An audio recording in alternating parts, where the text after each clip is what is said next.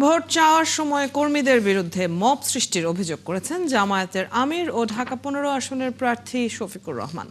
বুধবার আহত নেতাকর্মীদের দেখতে গিয়ে তিনি হুঁশিয়ারি দেন, এ ধরনের ঘটনার দিন শেষ হয়ে গেছে।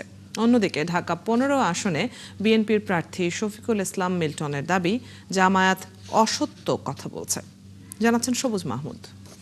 মঙ্গলবার বিকেলে মিরপুরের পীরের বাগ ৬০ ফিট এলাকায় উত্তেজনাকর পরিস্থিতির সৃষ্টি হয়। স্থানীয়রা জানায়, কয়েকজন নারী ওই এলাকার একটি বাসায় গিয়ে ভোটের প্রচার শুরু করেন এবং জাতীয় পরিচয়পত্র ও বিকাশ নম্বর চায়। তারা নিজেদের জামাতে ইসলামের কর্মী পরিচয় দেন। বিষয়টি জানাজানি হলে স্থানীয় বিএনপি সমর্থকদের সঙ্গে তাদের তর্কাতর্কি হয়। এক পর্যায়ে ৪ নারীকে আটক রাখার অভিযোগ ওঠে। পরে সংঘর্ষের ঘটনাও ঘটে।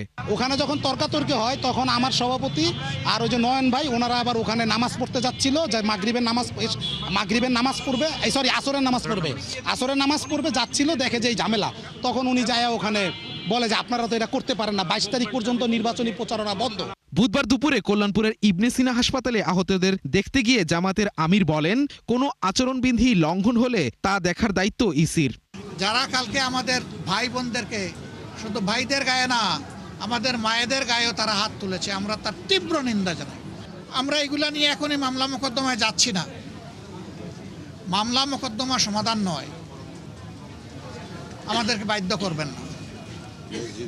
আমরা সামাজিক সচেতনতার মাধ্যমেই ইনশাআল্লাহ এগুলার মোকাবেলা করব।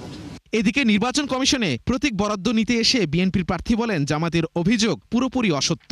আব্দুল মতিন সাহেব সরাসরি ২০-২৫ জন তাদের নেতা কর্মীকে নিয়ে এসে ওই বাসার ওই পুরুষ কর্মীকে নাজেহাল করার চেষ্টা যখন শুরু করেছে, এলাকার মানুষ সহ স্থানীয় নেতৃবৃন্দ সেখানে গিয়ে উপস্থিত হওয়ার পরে উনি ওখানে প্রকাশ্যে ক্ষমা চেয়ে এসছেন।